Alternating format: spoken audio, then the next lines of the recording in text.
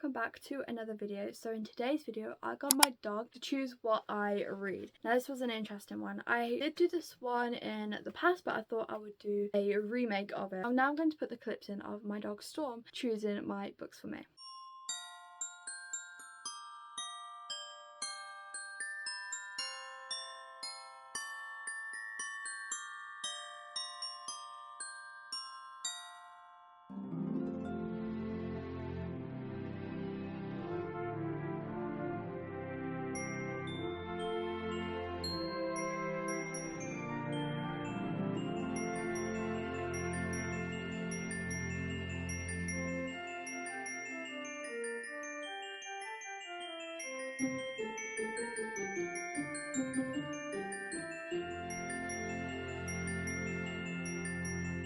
Okay, so as you saw, he chose the Happy Ever After playlist by Abby Jimenez. Now I'm so happy that he chose this one because this one has been on my TBR for way too long. I can't wait to get it off. This is just a sign that I need to read it. So this one, the preface of it is it's about a female main character. She has lost her fiance 2 years ago, so she's like in the grieving process, and she is driving somewhere. She ends up hitting a dog, but it turns out the dog's okay. So she doesn't want to send this dog to a shelter. She doesn't believe in like shelters and stuff. So she ends up taking it in, but then she finds out it actually belongs to someone. She messages this person, don't hear from them for 2 weeks, but it turns out this person is actually a pop star or some type of celebrity, I think. So he was actually away, and then he's like, I want my dog back. She's like, no, and then eventually they end up agreeing or something. That's what this book is about from what I've heard. And then there is the book proposal as well that he chose, and I don't know too much about this one, but preface, I'm going to guess it's about Gracie, and she's like having writer's block, and she's a hot mess, and then she ends up getting drunk with friends,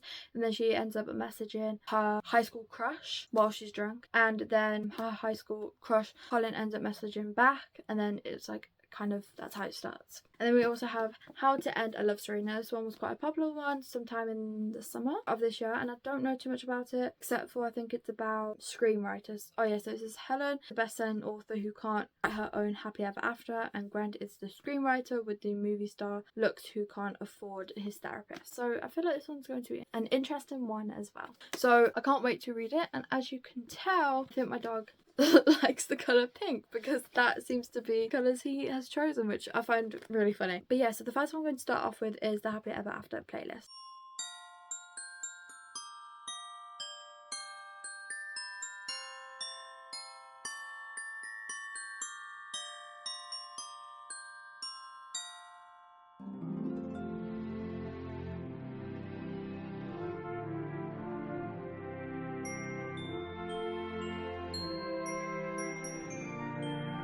So I didn't do any updates for the Happy Ever After playlist while I was reading it because I was reading it this morning and I just wanted to, you know, just read it. And it was quite early, so I thought I would just explain everything now. So this book is about our main female character Sloane, and she is not having the best time because she lost her fiance 2 years ago. She's trying to like, you know, discover her life without her fiance, and she's still like in that grieving process. But one day she is driving and she hits a dog, but the dog's okay, and she is glad that the dog's okay, but then the dog ends up jumping into her car and she ends up getting like pulled over, and the police is like, well, I'll take him to the shelter, but she doesn't believe it. She doesn't basically like believe in shelters or anything type of thing, so she's like, no, I'll take him home. So she ends up keeping the dog, and then she contacts the owner and she doesn't hear anything back from the owner for 2 weeks. So she's like, okay, I'll just keep the dog. Obviously the owner's not looking for the dog or cares for the dog, so I'll just keep the dog. But then 2 weeks later she ends up getting a message from the owner saying that he wants his dog back, and that he didn't even know his dog was missing or anything. And she's like, no, I didn't hear from you for 2 weeks, I'm keeping it, like it's mine now. But then she thinks to herself, well, I can't exactly do that, so she does end up contacting the owner being a main male character who is actually a like in a band or some type of celebrity type thing, and so they end up like agreeing to meeting up so that she can give his dog back.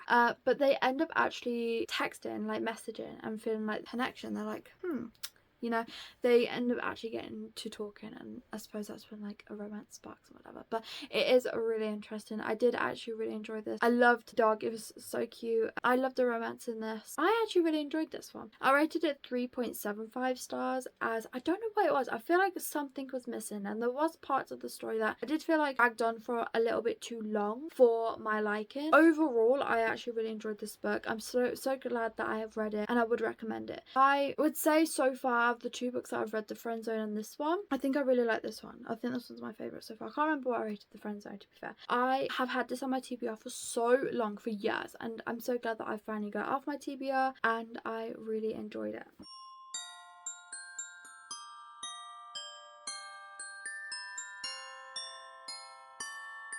I realised that I never actually updated for book proposal, so I thought I'll do it now. I did end up rating it 2 stars. Lucky enough, I did write my notes for it. So I wasn't a fan of the characters because despite them being like in their 30s, they acted like teenagers, like with the jokes, just the way they acted, and I just wasn't a fan of it. It kind of like threw me out the story because it's supposed to be about, you know, 30-year-olds that like their careers and everything, and they was acting like teenagers, so it didn't make sense to me, and I didn't feel like throughout the story there was any character growth. They were immature from the beginning, and there was kind of, especially our female main character, she was very immature near the end, and some of the decisions that she made throughout the book, and especially in the end of the book. But if you don't know what this book is about, it's about Grace, and she doesn't have many friends, and she isn't classed as popular, but when she was in high school she had a huge crush on a boy named Colin who was popular. At the present time, Grace is a mildly successful romance author, and after a drunken night with friends, she goes home and looks up Colin and writes him a mean email. Colin is a successful attorney, and when he reads the email he politely responds. It sparks some engaging emails back and forth for a while. The email thread may spark some romantic interest between them, but they both have a lot of baggage, and that complicates something really special between them. That is what it's about. But I cringed at a lot of the dialogue that was in the book. It just felt really young, and I understand that this book is a YA book. I get that, but it just felt way too immature, not along with the characters, but I just mean the writing style as well. It should be more specific with like the dialogue itself, and I felt like everything was just done, it was just too much, over the top with it, everything, and I felt like the writer was trying too hard with like the jokes and some of like the things that were said. Now, one thing that just didn't personally make sense to me was the fact that this book is closed door, which is fine, and I understand that because it is YA, makes complete sense. But and the book is about Gracie, who is an author who writes like smutty romance, so it just didn't correlate in my brain. Like, that just didn't really make sense. Now I know that might be me being a little bit too picky, but I just feel like if it's closed door, it doesn't normally ever mention anything about smutty romance, but it just didn't make sense in my head. Those are my thoughts about that book. I feel like there was a lot of negative things, but I don't really have like too much of a positive thing about this. Yeah, that was my thoughts on that book.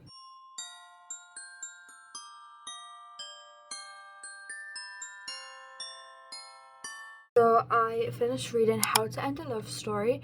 I did decide to rate it 3 stars. It was an okay read. I did write some notes on my thoughts. But quickly, what this book is about, if you don't know, it is about a screenwriter and a novelist who find themselves working together on an adaptation for a book series, but they already know each other because they went to high school together. They weren't friends in high school, but they know each other because Helen, who is the female main character's sister, committed suicide and jumped in front of a car who so happened to be our main male character, Grant. And that isn't a spoiler, by the way, like I'm pretty sure that is on the back of the book. But I didn't mind the characters in this story. I did feel like the characters were like built up very well, and they did have like personality, character to them. We got a lot of their backstory, especially with Helen and how her relationship with like her parents were like. I felt like it was done really realistically, which was very nice to see, because in books most of the time, you know, you have this, they always have like this great relationship with their parents are so close, but that's not always the case for everyone. I felt like it was done really well and really realistic, which was nice to read about, especially with the topics that are discussed in this book. But because they're screenwriters who work together, that was one of my favorite parts of this book, because I felt like I was getting the behind the scenes of process of like the writing and how things work, because obviously the author of this book is a screenwriter in their actual life, so I felt like, you know, I was getting behind the scenes of everything and knowing how it works and stuff, and that is the one thing that I really enjoyed about this book. Now, I would check the trigger warnings for this book, as the book deals with heavy themes such as grief, mental health and trauma.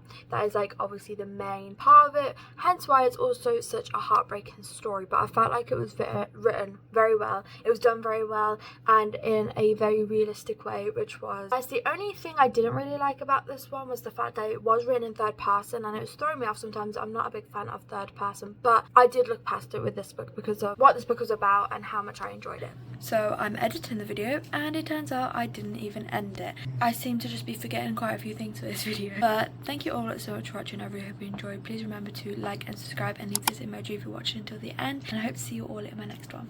Bye.